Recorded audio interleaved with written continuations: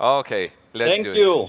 Please go ahead. So thank you first to Inga and Edita for the invitation. A pity I could not make it, but it's been really hectic with the traveling, and I just recently launched a book, and it has taken quite a lot of time. So I'm glad that I'll be able to talk to you.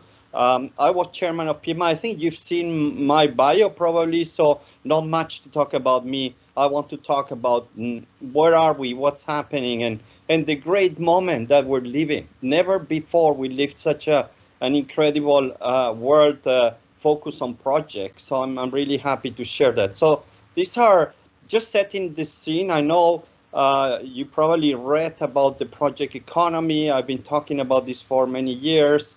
PMI has also been talking about that. I'll tell you my perspective of what is the project economy, which is one of the most significant disruptions that organizations are going through in the past, I would say 80 years or so. People don't talk too much, they start to talk about it. But let me give you my view. So for many years, 80, 90 years, the focus of organizations has been what we know as operations or running the business or business as usual.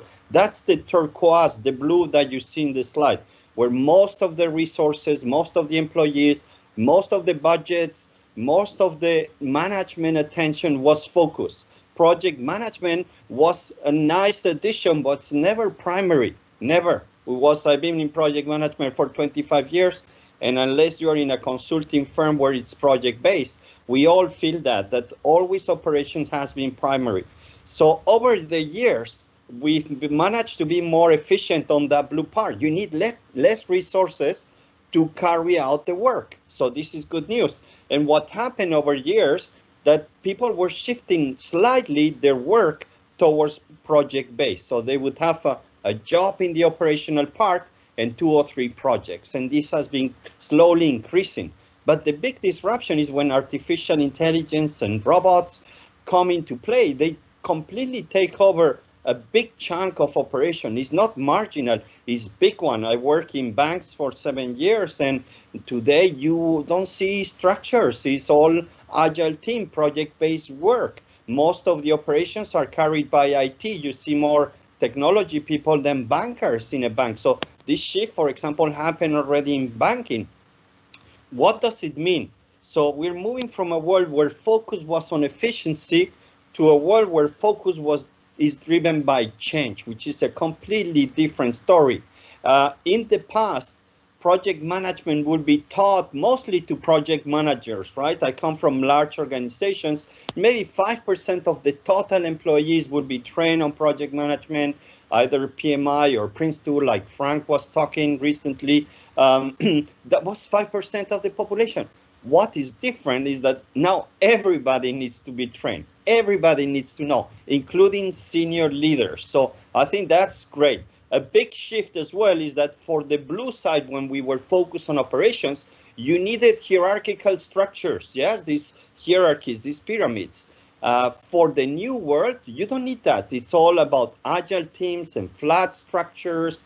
Very difficult for PMOs, right? PMO, as we know them for 20, 30 years, PMOs are boxes in a hierarchy, right? The higher in the hierarchy, the better. We try to be close to the CEO. But that format disappears. So I think the current PMOs are dead and they need to reinvent themselves. My view is they need to move to strategy implementation. The big change, for example, is that chief operating officer, you know that role? It was making sense for 20, 40 years when operations was so important. Today, you don't need chief operating officer, right? That role is dead too. And you see more chief transformation officers. So I think this is a wonderful opportunity for us and the whole world to show that we can deliver. One big change, big change, is that most of the revenues in an organization have been always brought by operations, right? Projects will deliver maybe some benefits if they deliver anything in 3 years, 5 years, but with this change that is happening now, we as project managers, experts, we're expected to deliver revenues and benefits in the short term. I think that very soon we will be bringing 50% of the revenues of the organizations. And we're not used to that, right? We're not the salespeople. We don't sell what we build. That's a big change. So this is amazing. I think this is great for us. I'm not just the only one talking about that. McKinsey recently published a research on the skills that companies need to focus on. And you see number 3 on the list, project management. Usually you will never see project management on a competency skills, right? It's all about AI, leadership, innovation, entrepreneurship at the bottom. Now McKinsey says, well, basically we need people who can manage change, who can deliver through silos. So this is another great factor. And for me, I just published with Harvard Business Review a book that had to be reinvented for them. They never published books on project management, but what makes the happiest person in this profession is that for the first time ever in the history, the HBR printed magazine, which is the biggest trendsetter in the world for leaders and management, put the words project management in the front cover. For 50 years they've been published, they've never used project management in the top cover, and we made it. So I'm so happy that HBR, and my article, The Project Economy Has Arrived, has been like the #1 feature. So that, I hope, just follow and accelerate that momentum. One thing that upsets me, and I'm going to be very honest with you, I think I'm talking to family and friends, but one of the professions with the highest failure rate is project management. 60–70% of projects fail. Digital transformation, 80% fail. This is not acceptable. Even if it's not only your fault or partially your fault or minimum your fault, I think we need to step up. We cannot be failing so much, and something had to be done. So with my new book, I try to reinvent project management. I think we need to refresh it. We need to come with new concepts. So 3 things I'm going to cover. We need to simplify. The most known and better used concepts in the world of management are super simple. Your kids could use them, right? The 5 forces from Michael Porter, the 7 Ps from Kotler, the business model canvas from Alex and Yves Pignon, Alex Osterveld, good friends, and they advised me as well. Agile was very successful because it was super simple. Let me ask you a quick question. Do you know how many pages the PMBOK version 6, not the 7, version 6, how many pages did the PMBOK had version 6? Put it in the chat. How many pages did the PMBOK had version 6? 756 pages. Come on. Is there anything that we can make simple in project management so that everybody understands? No. So one of my goals in my books, the previous one, this one, was simplify. Simplify. I don't want the project managers to talk complex. We need to make things super, hyper simple so that 80–90% of the stakeholders who don't have a clue about project management understands what we're doing and help us. So I developed the Project Campus, super simple. You can learn it in 15 minutes. You can apply it in 15 million. In the workshops I do with senior leaders, with managers, we use this very easy, and it's so simple. And if you have more red boxes than green boxes, you don't do the project, you stop it, right? So if the sponsor is not there, if there's no governance, if there's no risk, stop it. So the canvas, I think, and this is mine, there are probably more people can use it. This is super visual, super easy. It has been used for 2 years around the world, and people like it. The new version is a bit more simplified.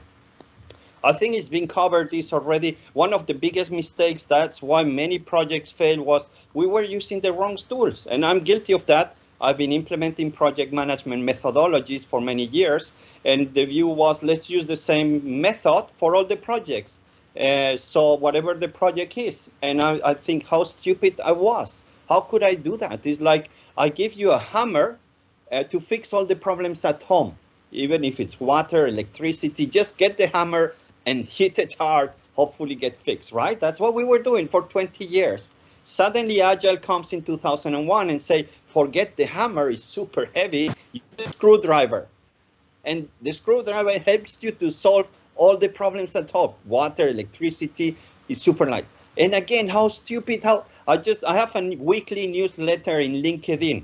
The topic of this week was one of the biggest gigantic mistakes and waste of money was the battle between agile and project management.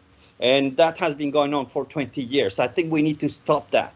So my proposal is this hybrid approach, or even more multi-set of competencies and tools that we need to develop as project management organizations need to build to deliver the projects. And I believe we need to embrace it. Forget agile versus traditional waterfall. Embrace them. If you know project management, learn Scrum and Agile, and also Lean Startup and Six Sigma and program management. That's what's going to make you great. That's what people need to know. And then know when to apply. Most of the digital transformations are hybrid, right? And you'll see that in the comments in LinkedIn. People in the oil and gas sector saying, we use hybrid. Yeah, okay, interesting. So this will help us when knowing which tools we need to use. And the most radical change, I think, is this is a hospital in Brussels. It started construction in 2016 from zero, scratch. They wanted to finish in 2020, 4 years of construction, state of the art. For Belgium, is quite good progress. And in 2018, 2 years before the deadline, they open up. You say, what? How is that possible? 2 years in advance, you're operating and delivering babies? Yes. No company today can wait 4 years for anything, right? Forget about the projects that we were using where in 10 years you will start seeing results. Today, what drives projects, the only and most important focus is benefits. And the sooner, the better. Yes, on the right side, it's a mess for the project manager, the construction people, because now you have people, patients, babies. You need to plan it differently. But that's your problem, right? We want to open as soon as possible. So the biggest disruption I see, it's on this. I think we all learned this project life cycle. We use it as project managers, PMOs, and so on. And I think it's quite outdated. Sorry to say that, but we all learned that what happens in ideation, we don't know. It's a black box. We don't care. Ideation, innovation, give us the idea or even the business case, and we develop a scope and plan and charter, and then we plan, execute, and deliver. What happens afterwards, we don't know, we don't care, right? Just throw the project somewhere. Somebody will hopefully get it and deliver the benefits. We deliver benefits? No way, right? We will talk about it. Maybe we have a KPI once in a while, but are we in charge of delivering benefits? No way, right? That's not my problem. This is so wrong. My God, when I see these things, I feel guilty because I've been doing this. The new modern project management is completely radically different. We play a role in ideation. We have to know design thinking. We now need to know which ideas are ready to be a project, which ideas can be using MVP or a lean startup, which ideas are too early to launch. Yeah, and the role of the PMO is it's a big player there. I tell you because I'm director of a PMO. I know I need to know which ideas are ready to be launched. Then what we do, the white part, this is great for us, but it's going to shrink. You will soon see a lot of disruption on that, right? It's artificial intelligence, machine learning. I have some partners to develop some tools where I think there's very little professions that they're using a technology or software 40 years old. Yeah, we all use Microsoft projects or Excel. 40 years old, how is that possible? You can do a PPM tool, but it's still very much planning. So we need to embrace artificial intelligence to help us with the planning, with the selection, with the reporting. We need bots to do the job of the PMOs, right? So I think that's scary, but it's great too. Then we need to run what we build sometimes, and I'm going to finish with an example there. Why not? And the most important focus that we need to have is benefits. Let me be a bit radical here. Forget about your project plans that you do today on deliverables, artifacts. Nobody of your stakeholders cares. Make plans on benefits. When are we going to open the hospital? When are we going to start getting the first patients? When are we going to start getting revenue? That's the plan that people want to see, right? That's what will make you important and relevant to them. not your deliverables and artifacts. I don't know who invented the word artifacts, but nobody understands that, right? So that's your internal kitchen. Don't get me wrong. Don't throw everything away, but keep it internal with your team. Stakeholders, they want to know benefits. And the sooner you can deliver, the better. I always ask my project managers, or when I'm coaching or teaching, what is your project about? And when can you deliver? And what can I do as a sponsor to deliver it faster, right? So that's, I think, great for us. And the competencies, it's a different word. So I tell you, the project economy is great because it's open.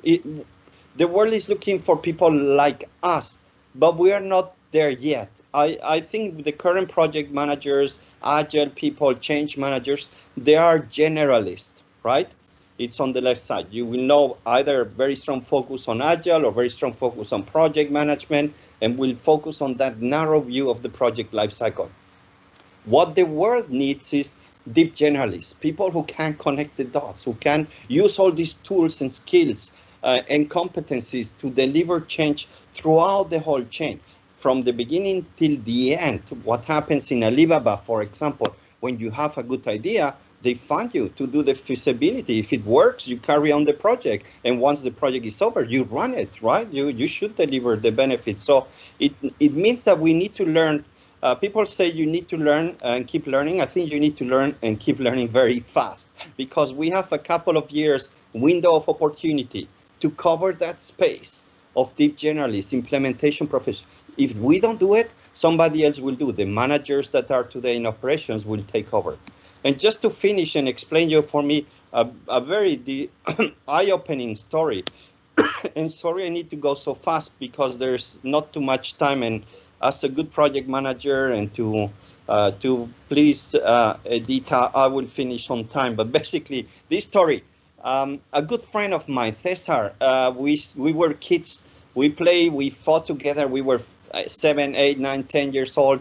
He's a big fan of Atletico de Madrid. I'm a big fan of Real Madrid. So we were always teasing each other. We lost track when we were 12 or 13, or live in different countries. And we met 5 years ago in Singapore. I was speaking at a conference. He was speaking too. And then I see his title, say Microsoft Vice President Asia Pacific, like the big boss of Microsoft in Asia Pac. I said, hey, Cesar, what are you doing here? And we went for dinner in Singapore, and I said, Cesar, tell me a bit about your story. How do you reach the top? He was working with Bill Gates and Steve Ballmer in the same team. I said, he started selling Microsoft Office packages, very successful in Madrid. At one point, Microsoft said, we want to enter the ERP market. ERP, SAP, Oracle, huge market. And Microsoft didn't have anything. So they bought a company called Navision, quite popular in Scandinavia and in Europe, very good one. And they asked Cesar if he wanted to integrate the two companies, Microsoft and Navision, create that new ERP business unit. And he did that. He did just his job as project leader for 2 years, 100% dedication. He was trained and got the PMP and delivered the project perfectly on time. So I told him, Cesar, great. You know what we're doing in projects. You appreciate the value, right? And I asked him, which project did you take after? And Cesar told me, I didn't take any other project, Antonio. And I said, come on, Cesar, are you crazy? That's what we all do 100% of the time. In project management, when we finish one project, we go to the next one, and hopefully it's a bit better. And he said, no, I asked my bosses that I wanted to run the new business unit. I wanted to be the managing director of the ERP division for Microsoft. Why should not be me? I spent 2 years. There's nobody in Microsoft that knows more about this business unit than me, right? Why should I give it to somebody else? And then I said, there's something wrong in project management, something we need to change. Okay, if you're a consultant, you deliver a project. If you work for the public sector, yes. But internally, all this huge amount of projects, why is not the project manager saying, I'm going to deliver? I'm going to deliver them. I want this. I want to build those skills. So that opens to you a huge opportunity. I think we need to say sometimes, I want to run what I built, right? And with that, you find a lot of resources a lot of free stuff, newsletters and website, and my new book there from HBR, really about 3,000 books sold in the first week. So, and 2 LinkedIn learning courses, super simple with all these concepts. I think they're available for free. With that, I hope I made it on time. I'm going to check.